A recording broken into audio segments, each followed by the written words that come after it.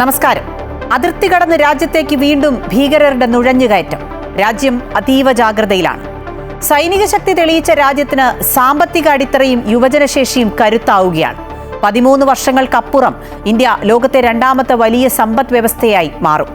ആഭ്യന്തര ഉൽപാദനം കൂടുന്നതോടെ അമേരിക്കയുടെ തീരുവ ഭീഷണിയെ മറികടക്കാൻ ഇന്ത്യക്കാവും. ആഭ്യന്തര ആവശ്യകതയും ആധുനിക സാങ്കേതിക വിദ്യയും ഇതിന് സഹായകമാകുമെന്നാണ് പ്രതീക്ഷ. ടോപ് 10ലേക്ക് സ്വാഗതം. ആദ്യം പ്രധാന വാർത്തകൾ.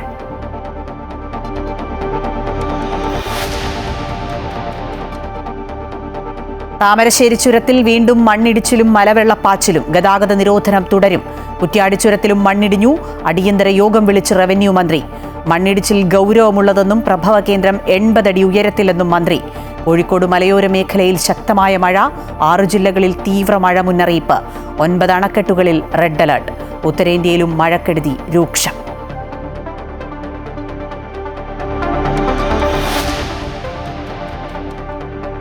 മൂന്ന് വർഷത്തിനകം ഇന്ത്യ ജർമ്മനിയെ മറികടന്ന് ലോകത്തെ മൂന്നാമത്തെ സാമ്പത്തിക ശക്തിയാകുമെന്നും 2028-ൽ 2ാം സ്ഥാനത്തെത്തുമെന്നും ആഗോള auditing agency Ernst and young.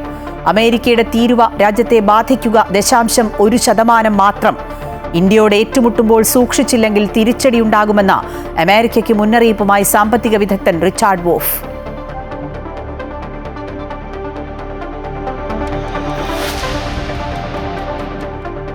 Rahul മാങ്കൂട്ടത്തിനെതിരായ ലൈംഗികാരോപണ case അന്വേഷിക്കാൻ സൈബർ വിദഗ്ധരും.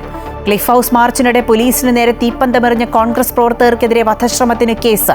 ഷാഫി പറമ്പിലിനെ തടഞ്ഞ ഡിവൈഎഫ്ഐ പ്രവർത്തകരെ അറസ്റ്റ് ചെയ്തു വിട്ടയച്ചു.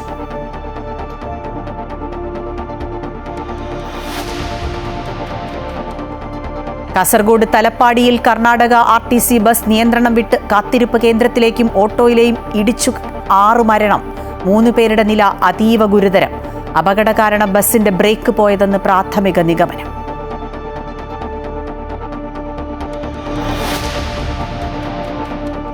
ജനസംഖ്യാ നയം പരിഷ്കരിക്കണമെന്നും കുറഞ്ഞത് 3 കുട്ടികളെന്നാക്കി പുതുക്കണമെന്നും RSS സർസംഘചാലക് ഡോക്ടർ മോഹൻ ഭാഗവത്. മോദിയും താനും വിരമിക്കുമെന്ന് പറഞ്ഞിട്ടില്ല എന്നും ഭാഗവത്.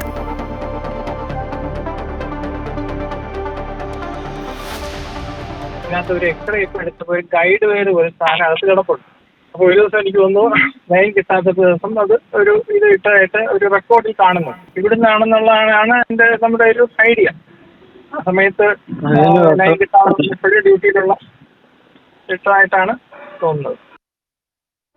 തിരുവനന്തപുരം ജനറൽ ആശുപത്രിയിൽ ശസ്ത്രക്രിയാ പിഴവിനെ തുടർന്ന് നെഞ്ചിൽ ട്യൂബ് കുടുങ്ങിയ സംഭവത്തിൽ പിഴവ് സമ്മതിച്ച് ഡോക്ടറുടെ ശബ്ദരേഖ. റിപ്പോർട്ട് തേടി DMO. ഡോക്ടർക്കെതിരെ നടപടി വേണമെന്ന് സുമയ്യയുടെ കുടുംബം.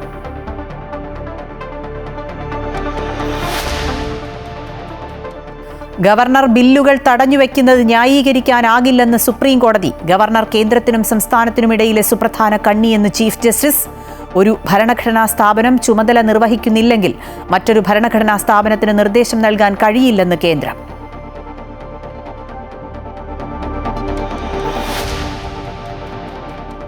ISL പുതിയ സീസൺ ഡിസംബറിൽ തുടങ്ങാമെന്ന് ഫുട്ബോൾ ഫെഡറേഷൻ. FSDLുമായുള്ള ചർച്ചയിലെ ധാരണ സുപ്രീം കോടതിയെ അറിയിച്ചു. പുതിയ ടെൻഡർ നടപടി ഒക്ടോബറിൽ തുടങ്ങും.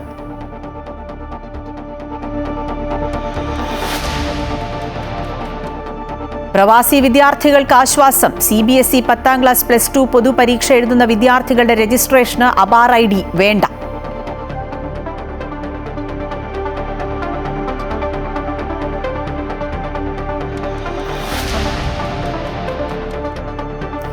Story of the day.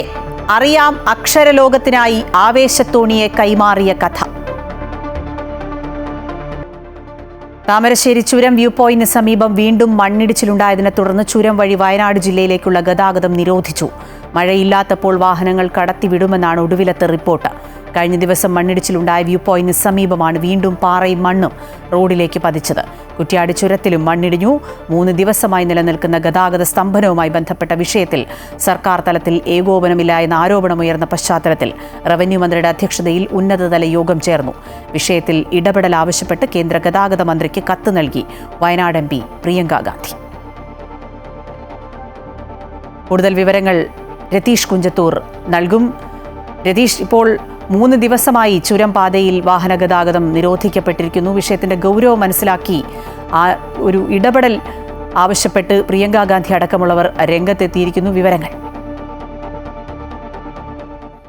തീർച്ചയായും താമരശ്ശേരി ചുരം 9ാം വളവ് വ്യൂ പോയിന്റിലുണ്ടായ ഈ മണ്ണിടിച്ചിലിനെ തുടർന്നുണ്ടായ ഗതാഗത സ്തംഭനം ഇപ്പോൾ ഏതായാലും അതിസങ്കീർണമാകുകയാണ്. ഇന്നും ഇത്തരത്തിൽ ഈ പോയിന്റിൽ, അതായത് കഴിഞ്ഞ ദിവസം അപകടമുണ്ടായ അതേ സ്ഥലത്ത് ശക്തമായ മഴയിൽ തുടർന്ന് വീണ്ടും മണ്ണിടിച്ചിലുണ്ടായി. പാറക്കല്ലുകൾ റോട്ടിലേക്ക് പതിക്കുന്ന ഒരു സാഹചര്യമുണ്ടായി. അതുകൊണ്ട് തന്നെ ഇപ്പോൾ ഈ പാതയിൽ പൂർണ്ണമായും ഗതാഗത നിരോധനം ഏർപ്പെടുത്തിയിരിക്കുകയാണ്. അവശ്യ സർവീസുകൾക്ക് മാത്രമാണ് നിലവിൽ ഇതിലൂടെ അനുമതി നൽകിയിരിക്കുന്നത്. ഏതായാലും 3 ദിവസമായി വയനാടും കോഴിക്കോടും മറ്റു ജില്ലകളുമായി ബന്ധിപ്പിക്കുന്ന താമരശ്ശേരി ചുരത്തിൽ നിയന്ത്രണം തുടരുകയാണ്. നിരവധിയായ യാത്രികർ, ജനങ്ങൾ വളരെയധികം ബുദ്ധിമുട്ട് നേരിടുന്ന ഒരു സാഹചര്യമാണ് നിലവിലുള്ളത്. ഏതായാലും കഴിഞ്ഞ ദിവസം ഇത്തരത്തിൽ ഈ ഗതാഗത തടസ്സം നീക്കുന്നതിന് വേണ്ടി ഇവിടെ റോഡിൽ അടിഞ്ഞുകൂടിയ പാറക്കഷ്ണങ്ങളെല്ലാം തന്നെ നീക്കം ചെയ്തിരുന്നു. പക്ഷേ ഇന്ന് രാവിലെ വീണ്ടും ഇത്തരത്തിൽ ഇടിച്ചിലുണ്ടായി. വീണ്ടും ഉച്ചയോടുകൂടി തന്നെയാണ് വീണ്ടും അതിശക്തമായ മഴയിൽ വീണ്ടും ഇത്തരത്തിൽ പാറക്കല്ലുകൾ റോഡിലേക്ക് പതിക്കുന്ന ഒരു സാഹചര്യമുണ്ടായത്. ഏതായാലും ഇപ്പോൾ ബദൽ സംവിധാനങ്ങളൊക്കെ സ്വീകരിക്കുന്നുണ്ടെങ്കിലും ഈ യാത്രാക്ലേശം വളരെയധികം രൂക്ഷമായിക്കൊണ്ടിരിക്കുകയാണ്. വയനാട് തികച്ചും ഒറ്റപ്പെട്ടു പോകുന്ന ഒരു സാഹചര്യത്തിലേക്ക് തന്നെ പോകുമ്പോഴാണ് ഇത്തരത്തിൽ ആരോപണങ്ങളും ഉയരുന്നത്. ഈ വിഷയത്തിൽ ഗൗരവപൂർവമായ ഈ വിഷയത്തിൽ വേണ്ടത്ര ഗൗരവം സർക്കാർ പാലിച്ചില്ലെന്ന ആരോപണമായി കൽപ്പറ്റ MLA ടി സിദ്ദീഖ് രംഗത്തുവെത്തി. അതോടൊപ്പം തന്നെ 2 ഭരണകൂടങ്ങൾ, കോഴിക്കോട്, വയനാട് ഉൾപ്പെടെയുള്ള ഭരണകൂടങ്ങൾ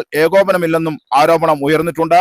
ഇത് കോഴിക്കോട് ജില്ലയുമായി ബന്ധപ്പെട്ട് കോഴിക്കോട് കളക്ടറുടെ നിയന്ത്രണത്തിലാണ് ചുരം മേഖല ഉള്ളത്. പക്ഷേ വേണ്ടത്ര രീതിയിൽ കളക്ടറടക്കം ഈ പ്രദേശം സന്ദർശിക്കാത്തതിലും വിമർശനം ഉയരുന്നുണ്ട്. ഏതായാലും ഭരണകക്ഷിയിലും ഇത്തരത്തിലുള്ള വിമർശനമുണ്ട്. ഏതായാലും റവന്യൂ മന്ത്രി കെ രാജൻ ഏതായാലും ഇത്തരത്തിൽ ഏകോപനം നടത്തുന്നതിന് വേണ്ടി 2 കളക്ടർമാർക്കും അന്ത്യശാസനം നൽകിയിരിക്കുകയാണ്. ഇതിന്റെ ചുമതല കൃത്യമായി നിർവഹിച്ചുകൊണ്ട് ഫലപ്രദമായ രീതിയിൽ തന്നെ ഈ കുരുക്കഴിക്കുന്നതിന് വേണ്ട നടപടികൾ സ്വീകരിക്കണമെന്ന് അറിയിച്ചിട്ടുണ്ട്. ഏതായാലും ഈ നിയന്ത്രണം നാളെയും തുടരുമെന്നാണ് അറിയിച്ചിരിക്കുന്നത്.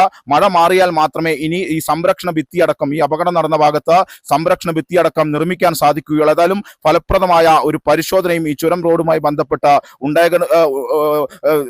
ഉണ്ടാകണം. അതായാലും അതുമായി ബന്ധപ്പെട്ട കാര്യങ്ങളിലൊക്കെ തന്നെ ജിയോളജിസ്റ്റുകൾ അടക്കം തന്നെ പരിശോധനകൾ നടത്തുമെന്ന് അറിയിച്ചിട്ടുണ്ട്. അതേസമയമാണ് പ്രിയങ്ക ഗാന്ധി MP കേന്ദ്ര ഗതാഗത മന്ത്രി നിതിൻ ഗഡ്കരിക്ക് കത്ത് നൽകിയത്. ഈ വിഷയത്തിൽ, അതായത് ഈ വയനാടിനെ ബന്ധിപ്പിക്കുന്ന ചുരം റോഡിലുണ്ടാകുന്ന അടിക്കടി ഉണ്ടാകുന്ന ഈ പ്രശ്നങ്ങൾക്ക് ശാശ്വതമായ പരിഹാരം കാണണമെന്ന് ആവശ്യപ്പെട്ടിരിക്കുകയാണ്. അതേസമയമാണ് വയനാടിനെ ബാധിക്കുന്ന ഇത്തരത്തിലുള്ള ബദൽ പാതകൾ, ചുരത്തിന് ബദൽ പാതകൾ വീണ്ടും ബദൽ പാതകൾ നിർമ്മിക്കണമെന്ന ആവശ്യം വീണ്ടും ശക്തമായി തന്നെ ഉന്നയിക്കപ്പെടുകയാണ്. ഇത്തരത്തിൽ ബദൽ പാതകൾ ഉണ്ടായാൽ മാത്രമേ ഈ ചുരത്തിൽ ഉണ്ടാകുന്ന കുരുക്കുകൾക്ക് ഒരു പരിധിവരെ പരിഹാരം കാണാൻ സാധിക്കുകയുള്ളൂ എന്ന ആവശ്യം ഉയരുകയാണ്. ഏതായാലും ഇത്തരത്തിൽ ഫലപ്രദമായ രീതിയിലുള്ള ഈ കുരുക്ക് അഴിച്ചാൽ മാത്രമേ ഇത്തരത്തിൽ വയനാട് 3 ദിവസമായി വയനാട്ടിലെ ജനത യാത്രികർ അനുഭവിക്കുന്ന ഈ ദുരവസ്ഥയ്ക്ക് ഒരു പരിഹാരം ഉണ്ടാകാൻ സാധിക്കുകയുള്ളൂ. ഏതായാലും ഫലപ്രദമായ രീതിയിൽ ഇത്തരത്തിൽ ആരോപണങ്ങൾ ഉയരുന്ന ഒരു പശ്ചാത്തലത്തിൽ സർക്കാർ സംവിധാനങ്ങൾ ഉണർന്നു പ്രവർത്തിക്കുമെന്നാണ് ഏവരും പ്രതീക്ഷിക്കുന്നത്. ഏതായാലും നാളെയും നാളെയും ഇത്തരത്തിൽ ഈ ചുരം പാതയിൽ നിയന്ത്രണം ഉണ്ടാകും. മറ്റു അവശ്യ സർവീസുകളല്ലാതെ മറ്റൊരു വാഹനങ്ങൾക്കും നിലവിൽ ഇതുവഴി സർവീസ് അനുവദിക്കില്ല എന്ന തീരുമാനത്തിൽ തന്നെയാണ് കോഴിക്കോട് അതോടൊപ്പം വയനാട് ജില്ലാ ഭരണകൂടങ്ങൾ എത്തിച്ചേർന്നിരിക്കുന്നത്. ശരി, രതീഷ് പറഞ്ഞതുപോലെ സംസ്ഥാന സർക്കാരിൻ്റെ അടിയന്തര ഇടപെടൽ വേണം. വയനാട് ഒറ്റപ്പെടാതിരിക്കാനുള്ള നടപടികൾ ഉണ്ടാകണം. ഒപ്പം ഇതുവഴിയുള്ള ഗതാഗതം പുനഃസ്ഥാപിക്കുന്നതുവരെയുള്ള ബദൽ മാർഗങ്ങളെക്കുറിച്ചുള്ള കൃത്യമായ ധാരണകളും ഉണ്ടാകണം. ഒരു ജനത അല്ലെങ്കിൽ വലിയ ആശങ്കയോടെ കഴിയുകയാണ്. ആ ആശങ്ക പരിഹരിക്കാനുള്ള നടപടികളാണ് ഉണ്ടാകേണ്ടത്. ഒപ്പം കേന്ദ്ര ഗതാഗത മന്ത്രിക്കുള്ള കത്തിൽ അദ്ദേഹം എന്ത് നടപടിയെടുക്കും എന്നുള്ളതാണ് ഇനി അറിയേണ്ടത്. വിശദാംശങ്ങളാണ് രതീഷ് കുഞ്ചത്തൂർ നൽകിയത്. താമരശ്ശേരി ചുരത്തിലെ മണ്ണിടിച്ചിലിൽ അടിയന്തര അവലോകന യോഗം വിളിച്ച് റവന്യൂ മന്ത്രി കെ രാജൻ. 80 അടി ഉയരത്തിലാണ് പാറപൊട്ടലിന്റെ പ്രഭവ കേന്ദ്രമെന്ന് മന്ത്രി പറഞ്ഞു. ഉച്ചയ്ക്ക് വലിയ ശബ്ദത്തോടുകൂടി വീണ്ടും പൊട്ടലുണ്ടായി. ബ്ലോക്കുകളായാണ് പാറകൾ പൊട്ടിയിരിക്കുന്നത്. ഈ സ്ഥിതി ഗുരുതരമാണ്. അതിനാൽ വലിയ വാഹനങ്ങൾ കടത്തിവിടാൻ കഴിയില്ല എന്നും മഴ മാറിയാൽ കുറ്റ്യാടി ചുരം വഴി ഗതാഗതം പുനരാരംഭിക്കാൻ കഴിയുമെന്നും അദ്ദേഹം വ്യക്തമാക്കി. 26 മുതൽ ഇന്ന് വരെയുള്ള സംഭവങ്ങളെ സംബന്ധിച്ച് വളരെ കൃത്യമായിട്ടുള്ളൊരു അവലോകനം നടത്തുകയും തുടർന്നുള്ള സംബന്ധിച്ച് ഒരു പൊതുധാരണ ഉണ്ടാക്കുകയും ചെയ്തിട്ടുണ്ട്. 80 അടി ഉയരത്തിലാണ് ഈ പൊട്ടലിൻ്റെ ഏറ്റവും പ്രധാനപ്പെട്ട പ്രഭവ കേന്ദ്രം ഉണ്ടായിട്ടുള്ളത്. അപ്പോൾ അത് വളരെ ഗുരുതരമായിട്ടുള്ള ഒരു കാര്യമാണ്. ഇന്ന് രാവിലെയോടുകൂടി വീണ്ടും അവിടെ ചെറിയ ചില പ്രശ്നങ്ങൾ ആളുകൾ റിപ്പോർട്ട് ചെയ്തതിനെ തുടർന്ന് ഒരു വെള്ളച്ചാൽ രൂപീകരിക്കപ്പെട്ടതായി കണ്ടു.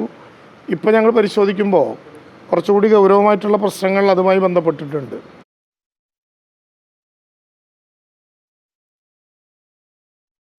സംസ്ഥാനത്ത് വീണ്ടും മഴ ശക്തമാവുകയാണ്. എറണാകുളം, തൃശൂർ, കോഴിക്കോട്, വയനാട്, കണ്ണൂർ, കാസർഗോഡ് ജില്ലകളിൽ കാലാവസ്ഥാ വകുപ്പ് ഓറഞ്ച് അലർട്ട് നൽകിയിട്ടുണ്ട്. കോഴിക്കോടിന്റെ മലയോര മേഖലകളിൽ കനത്ത മഴയാണ്. പലയിടത്തും മലവെള്ളപ്പാച്ചിലുണ്ടായി. 50 കിലോമീറ്റർ വരെ വേഗതയിൽ ശക്തമായ കാറ്റിനും മോശം കാലാവസ്ഥയ്ക്കും സാധ്യതയുള്ളതിനാൽ മത്സ്യബന്ധനത്തിന് പോകാൻ പാടില്ല എന്ന നിർദ്ദേശവും നൽകിയിട്ടുണ്ട്. കഴിഞ്ഞ ദിവസം മുതൽ തന്നെ സംസ്ഥാനത്ത് ഇടവിട്ട് ശക്തമായ മഴ തുടരുകയാണ്. ഈ മാസം 29 വരെയും മഴ തുടരുമെന്നാണ് കാലാവസ്ഥാ വകുപ്പിന്റെ മുന്നറിയിപ്പ്. എറണാകുളം, തൃശൂർ, കോഴിക്കോട്, വയനാട്, കണ്ണൂർ, കാസർഗോഡ് ജില്ലകളിൽ ഓറഞ്ച് അലർട്ട് പ്രഖ്യാപിച്ചു. പത്തനംതിട്ട, കോട്ടയം, ഇടുക്കി, പാലക്കാട്, മലപ്പുറം ജില്ലകളിൽ യെല്ലോ അലർട്ടാണ്. മലയോര തീരദേശ മേഖലയിലുള്ളവർ ജാഗ്രത പാലിക്കണമെന്നും നിർദ്ദേശമുണ്ട്. 50 കിലോമീറ്റർ വേഗതയിൽ ശക്തമായ കാറ്റിനും മോശം കാലാവസ്ഥയ്ക്കും സാധ്യതയുള്ളതിനാൽ മത്സ്യബന്ധനത്തിന് പോകാൻ പാടില്ലെന്നും നിർദ്ദേശം നൽകിയിട്ടുണ്ട്. നാളെ ഇടുക്കി, എറണാകുളം, തൃശൂർ, പാലക്കാട്, മലപ്പുറം, കോഴിക്കോട്, വയനാട്, കണ്ണൂർ, കാസർഗോഡ് ജില്ലകളിൽ യെല്ലോ അലർട്ടാണ്. പുതിയ ന്യൂനമർദ്ദത്തിന് കൂടി സാധ്യതയുണ്ടെന്നാണ് കാലാവസ്ഥാ വിദഗ്ധരുടെ വിലയിരുത്തൽ. അമൃത ന്യൂസ്, കോഴിക്കോട്. സംസ്ഥാനത്തെ അണക്കെട്ടുകളിൽ ജലനിരപ്പ് ഉയരുന്നു. 9 അണക്കെട്ടുകളിൽ റെഡ് അലർട്ട് നൽകി. KSEBയുടെ കക്കി, മാട്ടുപ്പെട്ടി, കല്ലാർകുട്ടി, ഷോളയാർ, പെരിങ്ങൽകുത്ത്, ബാണാസുര സാഗർ അണക്കെട്ടിലും ജലസേചന വകുപ്പിന്റെ മീങ്കര, വാളയാർ, പോത്തുണ്ടി ഡാമുകളിലുമാണ് ജലനിരപ്പ് ഉയരുന്നതിനാൽ റെഡ് അലർട്ട് പ്രഖ്യാപിച്ചിരിക്കുന്നത്. അണക്കെട്ടുകളുടെ പരിസരങ്ങളിൽ താമസിക്കുന്നവർ ജാഗ്രത പാലിക്കണമെന്നാണ് നിർദ്ദേശം. ജമ്മു കശ്മീരിലെ മിന്നൽ പ്രളയത്തിൽ മരണം 41. കാണാതായവർക്കായുള്ള തെരച്ചിൽ തുടരുകയാണ്. ദോഡ, അനന്ത്നാഗ് എന്നിവിടങ്ങളിൽ നിന്ന് നിരവധി പേരെ സുരക്ഷിത സ്ഥാനങ്ങളിലേക്ക് മാറ്റി. ഒട്ടേറെ വീടുകൾ തകർന്നു. ലഫ്റ്റനന്റ് ഗവർണർ മനോജ് സിൻഹയുടെ നേതൃത്വത്തിൽ അടിയന്തര യോഗം ചേർന്ന് സ്ഥിതിഗതികൾ വിലയിരുത്തി. പഞ്ചാബിലും ദുരിതാശ്വാസ പ്രവർത്തനങ്ങൾ പുരോഗമിക്കുകയാണ്. മണ്ണിടിച്ചിലിനെ തുടർന്ന് ചണ്ഡീഗഡ് മണാലി ഹൈവേ അടച്ചു. ശക്തമായ മഴയെ തുടർന്ന് ഹിമാചലിൽ മണ്ണിടിച്ചിലുണ്ടായി. കുളുവിൽ ബിയാസ് നദി കരകവിഞ്ഞൊഴുകിയതോടെ ദേശീയപാതയുടെ ഒരു ഭാഗം ഇടിഞ്ഞു താഴ്ന്നു.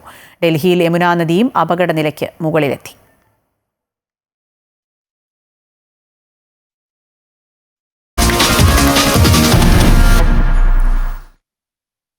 2038 ഇന്ത്യ രണ്ടാമത്തെ വലിയ സമ്പദ് വ്യവസ്ഥയായി മാറുമെന്ന് report.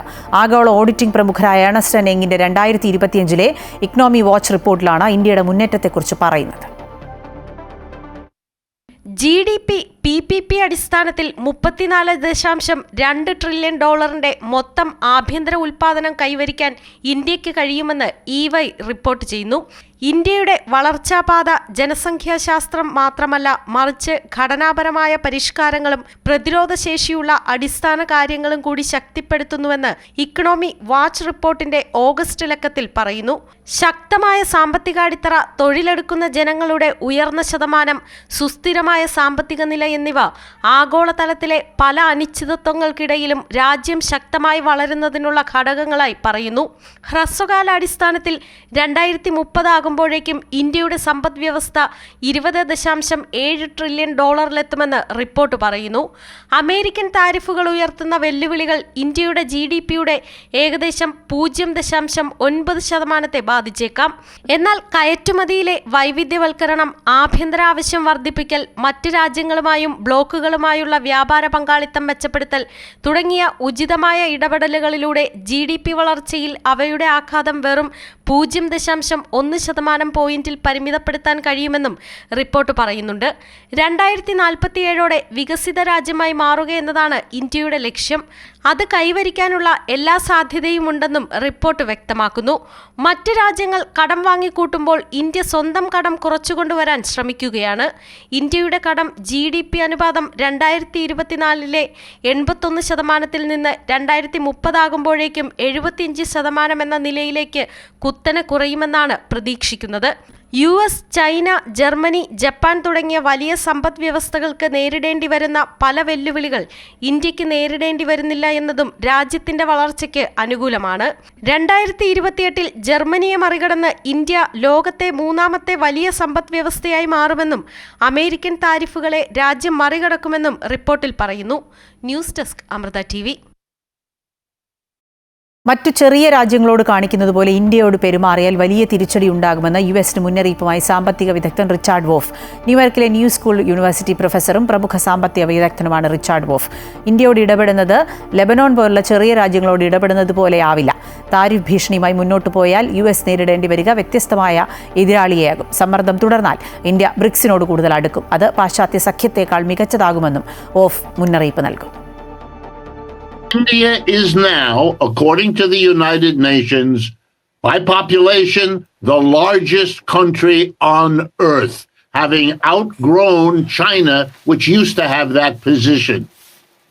If you do what the United States, what Mr. Trump is doing with these threats against India, who has a long historical relationship with Russia going back to the days of the Soviet Union and ever since, you are playing with a very different adversary.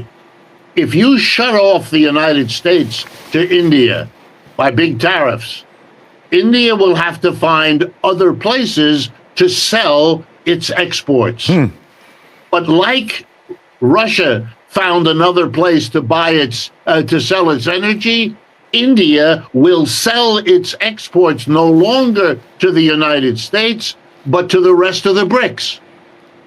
And what you're doing is you're hothouse fashion developing the BRICS to be an ever larger, more integrated and successful economic alternative to the West. We are watching, as you put it, a historic moment, but it will be, for those with some humor, it will be the spectacle of the United States acting like it's the world's tough guy, as what it actually does is shoot itself in the foot.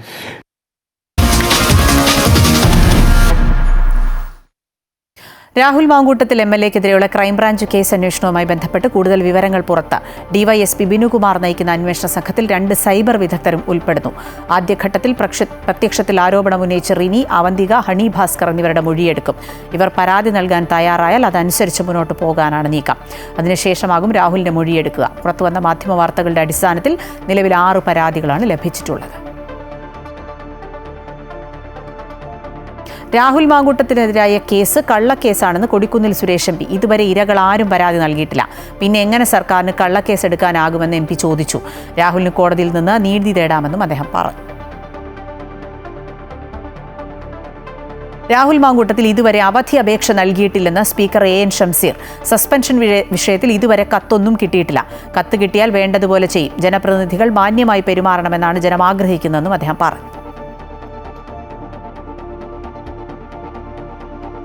Youth കോൺഗ്രസും മഹിളാ കോൺഗ്രസും നടത്തിയ cliff house മാർച്ചിൽ പ്രവർത്തകർക്കെതിരെ വധശ്രമത്തിന് case.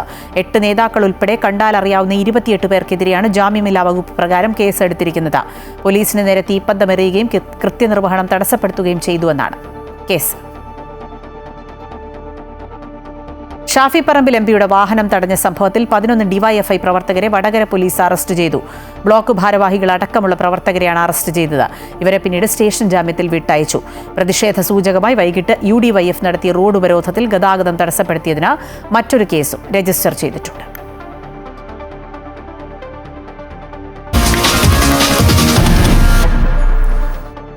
Kasaragod തലപ്പാടിയിൽ വൻ അപകടം. നിയന്ത്രണം വിട്ട Karnataka RTC bus കാത്തിരിപ്പ് കേന്ദ്രത്തിലേക്കും ഓട്ടോറിക്ഷയിലും ഇടിച്ചുകയറി 6 പേർ മരിച്ചു. ഇന്ന് ഉച്ചയോടെയായിരുന്നു നാടിനെ നടുക്കിയ അപകടം. മംഗലാപുരത്തേക്ക് പോവുകയായിരുന്ന ബസ്സാണ് നിയന്ത്രണം വിട്ടിടിച്ചത്. ഉച്ചയ്ക്ക് 1:45ഓടെയായിരുന്നു മഞ്ചേശ്വരം തലപ്പാടിയിൽ 5 സ്ത്രീകൾ ഉൾപ്പെടെ 6 പേരുടെ മരണത്തിനിടയാക്കിയ വൻ അപകടം നടന്നത്. നിയന്ത്രണം നഷ്ടപ്പെട്ട കർണാടക RTC ബസ് തലപ്പാടിയിലെ ബസ് കാത്തിരിപ്പ് കേന്ദ്രത്തിലേക്ക് ഇടിച്ചു കയറിയ ശേഷം ഓട്ടോറിക്ഷയിൽ ചെന്നിടിക്കുകയായിരുന്നു. കർണാടക KC റോഡ് സ്വദേശികളായ ഓട്ടോ ഡ്രൈവർ ഹൈദരലി, നഫീസ, അവമ്മ, ഖദീജ, ഹസ്ന, ആയിഷത്ത് ഫിദ എന്നിവരാണ് മരിച്ചത്. സാങ്കേതിക തകരാറാണോ അതോ ബസ് ഡ്രൈവറുടെ അശ്രദ്ധയാണോ അപകടത്തിന് കാരണമായതെന്ന് വ്യക്തമായിട്ടില്ല. അതേസമയം ബ്രേക്ക് ഫെയിലിയർ അപകടത്തിനിടയാക്കിയതെന്ന് സംശയിക്കുന്നു. അപകട വിവരമറിഞ്ഞ് സ്ഥലത്തെത്തിയ നാട്ടുകാരും പോലീസും ചേർന്ന് രക്ഷാപ്രവർത്തനങ്ങൾക്ക് നേതൃത്വം നൽകി. മൃതദേഹങ്ങൾ മഞ്ചേശ്വരം താലൂക്ക് ആശുപത്രി മോർച്ചറി, മംഗളൂരു, ദർലക്കട്ട എന്നിവിടങ്ങളിലെ ആശുപത്രികളിലേക്കും മാറ്റി. ഗുരുതരമായി പരിക്കേറ്റ കാസർഗോഡ് പെരുമ്പള സ്വദേശികളായ ലക്ഷ്മി, സുരേന്ദ്ര എന്നിവരുൾപ്പെടെ 15ഓളം പേരെ മംഗലാപുരത്തെ വിവിധ ആശുപത്രികളിൽ പ്രവേശിപ്പിച്ചു. അപകടത്തെ തുടർന്ന് ദേശീയപാതയിൽ മണിക്കൂറുകളോളം ഗതാഗതം തടസ്സപ്പെടുകയും ചെയ്തു. അമൃത ന്യൂസ്, കാസർഗോഡ്.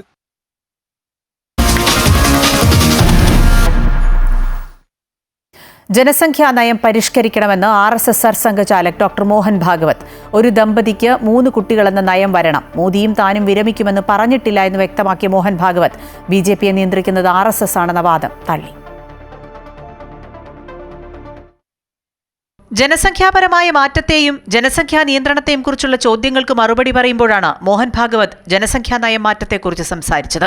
ഓരോ ദമ്പതിമാരും രാജ്യത്തിന്റെ താൽപര്യം മുൻനിർത്തി 3 കുട്ടികൾക്ക് ജന്മം നൽകണമെന്ന് അദ്ദേഹം പറഞ്ഞു. ജനസംഖ്യാ അസന്തുലിതാവസ്ഥയുടെ ഒരു പ്രധാന കാരണം മതമാറ്റമാണെന്നും അദ്ദേഹം കുറ്റപ്പെടുത്തി. एक कंसर्न भी है, जनसंख्या एक एसेट है, बोझ भी हो सकता है, कल खिलाना पड़ेगा ना सबको, तो उसी के लिए पॉपुलेशन पॉलिसी रिकमेंड करती है. तो दोनों तरफ से जनसंख्या नियंत्रित रहे और जनसंख्या पर्याप्त रहे. तो 3 होने चाहिए, 3 से बहुत ज्यादा आगे बढ़ना नहीं चाहिए उनकी परवरिश वगैरह ठीक होने की दृष्टि से. ये सब लोगों ने स्वीकार करने वाली बात है.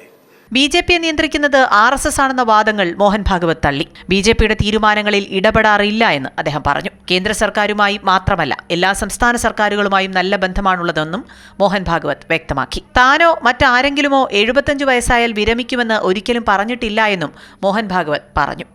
I never said that I will retire or someone should retire. In Sangha, we Swayam Sevaks. We are given a job, whether we want it or not.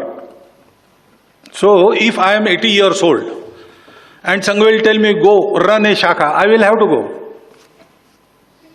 I cannot say I have completed 75 years, I want to enjoy the retirement benefits. No, there is no benefit in Sangha. News desk, Amrita TV.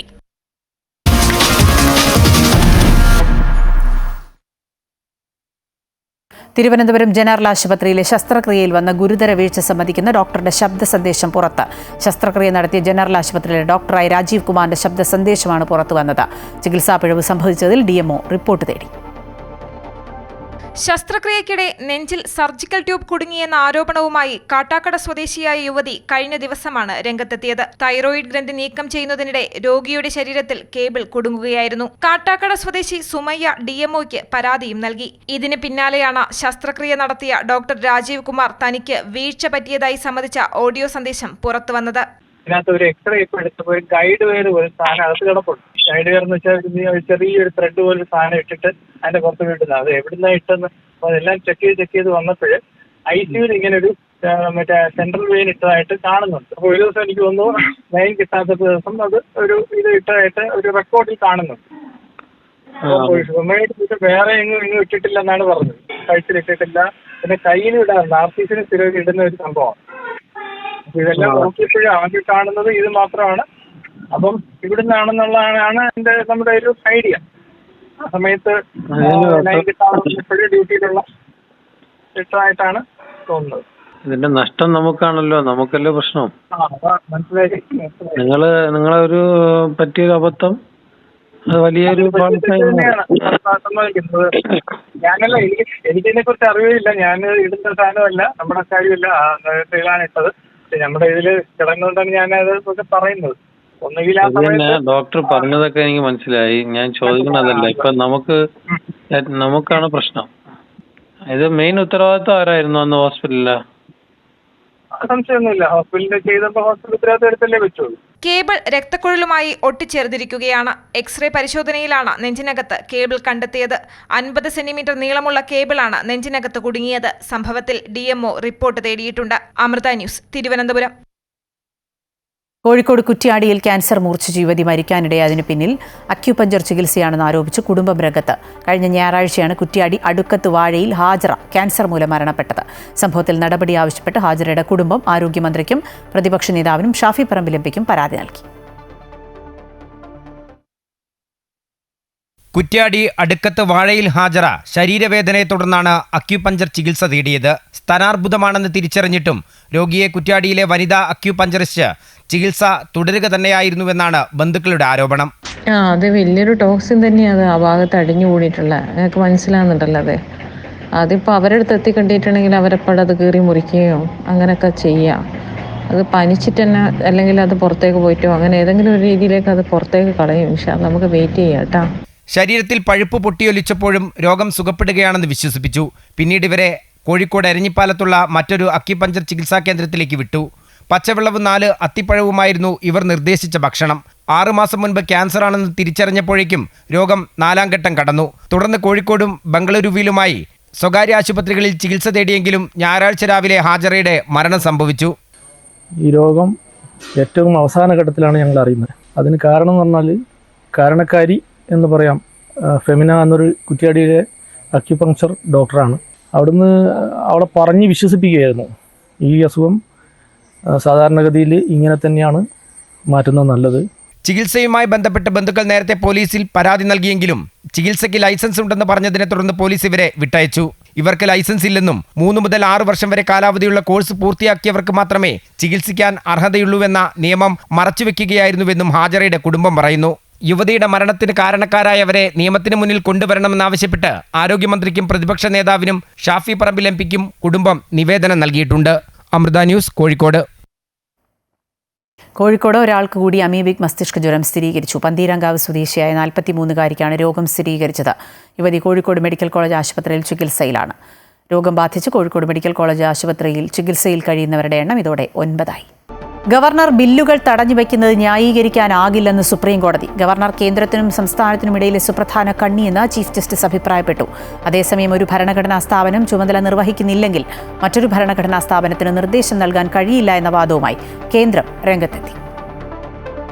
സംസ്ഥാന നിയമസഭകൾ പാസാക്കുന്ന ബില്ലുകൾ പരിഗണിക്കുമ്പോൾ രാഷ്ട്രപതിക്കും സംസ്ഥാന ഗവർണർമാർക്കും വേണ്ടിയുള്ള സമയക്രമങ്ങളും നടപടിക്രമങ്ങളും സംബന്ധിച്ച രാഷ്ട്രപതിയുടെ reference case supreme കോടതി പരിഗണിക്കുകയാണ്. Chief justice BR Gavai, justice Suryakant, justice Vikram Nath, justice PS Narasimha, justice Atul S Chandurkar എന്നിവരടങ്ങുന്ന ഭരണഘടനാ ബെഞ്ചാണ് വിഷയം പരിഗണിക്കുന്നത്. ഭരണഘടനയുടെ ആർട്ടിക്കിൾ 143(1) പ്രകാരം രാഷ്ട്രപതി നടത്തിയ പരാമർശം തീരുമാനിക്കുന്നതിനാണ് ബെഞ്ച് രൂപീകരിച്ചത്. ഇത് നിയമപരമായ ചോദ്യങ്ങളിലോ പൊതുപ്രാധാന്യമുള്ള കാര്യങ്ങളിലോ രാഷ്ട്രപതിക്ക് കോടതിയുടെ അഭിപ്രായം തേടാൻ അനുവദിക്കുന്നു.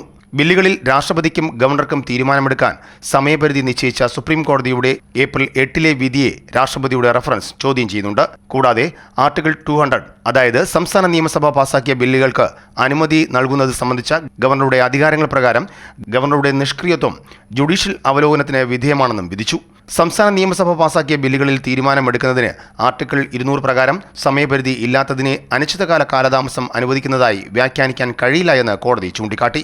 ഗവർണർ ന്യായമായ സമയത്തിനുള്ളിൽ നടപടിയെടുക്കണമെന്നും ഭരണഘടനാപരമായ മൗനം ജനാധിപത്യ പ്രക്രിയയെ തടസ്സപ്പെടുത്താൻ ഉപയോഗിക്കരുതെന്നും കോടതി നേരത്തെ ചൂണ്ടിക്കാട്ടിയിരുന്നു. ഗവർണറും മുഖ്യമന്ത്രിയും ഒരേ ഉറയിലെ 2 വാളുകളാകരുതെന്നും കോടതി നിർദ്ദേശിച്ചു. ഗവർണർ കേന്ദ്രത്തിനും സംസ്ഥാനത്തിനുമിടയിലെ സുപ്രധാന കണ്ണിയെന്നും ചീഫ് ജസ്റ്റിസ് അഭിപ്രായപ്പെട്ടു. News desk, Amrita news.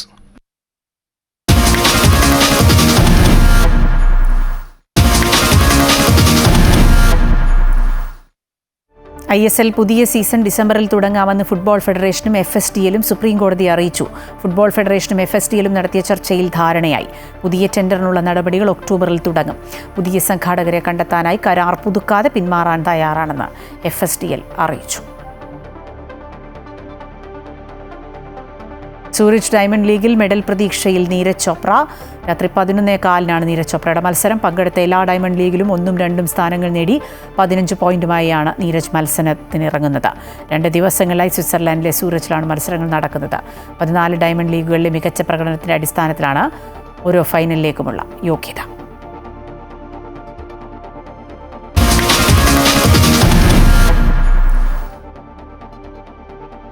UAE ഉൾപ്പെടെയുള്ള വിദേശ രാജ്യങ്ങളിൽ നിന്ന് CBSE 10ാം ക്ലാസ് +2 പൊതുപരീക്ഷ എഴുതുന്ന വിദ്യാർത്ഥികളുടെ രജിസ്ട്രേഷൻ അബാർ ID ആവശ്യമില്ല. ഇത് സംബന്ധിച്ച് സർക്കുലർ ഇന്ത്യയിലെ central board of secondary education വെബ്സൈറ്റിൽ പ്രസിദ്ധീകരിച്ചു. നാളെ മുതലാണ് CBSE +2 ബോർഡ് പരീക്ഷയുടെ ലിസ്റ്റ് ഓഫ് കാൻഡിഡേറ്റ്സ് രജിസ്ട്രേഷൻ ആരംഭിക്കുന്നത്. കണ്ണൂർ അലവിലിൽ ദമ്പതികളെ കത്തിക്കരിഞ്ഞ നിലയിൽ കണ്ടെത്തി. അനന്തൻ റോഡിലെ കല്ലാളത്തിൽ പ്രേമരാജൻ, ഭാര്യ AK ശ്രീലേഖ എന്നിവരാണ് മരിച്ചത്. മന്ത്രി AK ശശീന്ദ്രന്റെ സഹോദരിയുടെ മകളാണ് ശ്രീലേഖ. വൈകിട്ട് 5 മണിയോടെയാണ് സംഭവം പുറത്തറിയുന്നത്. ഡ്രൈവർ എത്തി വിളിച്ചിട്ടും വാതിൽ തുറക്കാത്തതിനെ തുടർന്ന് നോക്കിയപ്പോഴാണ് കത്തിക്കരഞ്ഞ നിലയിൽ മൃതദേഹം കണ്ടെത്തിയത്. ദി ന്യൂ ഇന്ത്യൻ ടൈംസിന്റെ മികച്ച ക്യാമറാമാനുള്ള South India media award Amrita TV senior cameraman P. ശശികാന്തിന് സമ്മാനിച്ചു. ബംഗളൂരു പാലസ് ഗ്രൗണ്ടിൽ നടന്ന അവാർഡ് നൈറ്റിൽ പെജാവർ മഠാധിപതി സ്വാമി വിശ്വപ്രസന്ന തീർത്ഥയാണ് പുരസ്കാരം സമ്മാനിച്ചത്. ബംഗളൂരു ആസ്ഥാനമായി പ്രവർത്തിക്കുന്ന ന്യൂ മീഡിയ പ്ലാറ്റ്ഫോം വാർത്താ ചാനലുകളിലെ മികച്ച പ്രകടനങ്ങൾക്ക് കഴിഞ്ഞ 7 വർഷമായി പുരസ്കാരം നൽകി വരുന്നു. സൗത്ത് ഇന്ത്യയിലെ മികച്ച മാധ്യമപ്രവർത്തകർ ജൂറി അംഗങ്ങളായ വിദഗ്ധ സമിതിയാണ് മികച്ച മാധ്യമപ്രവർത്തകരെ അവാർഡിനായി തെരഞ്ഞെടുത്തത്.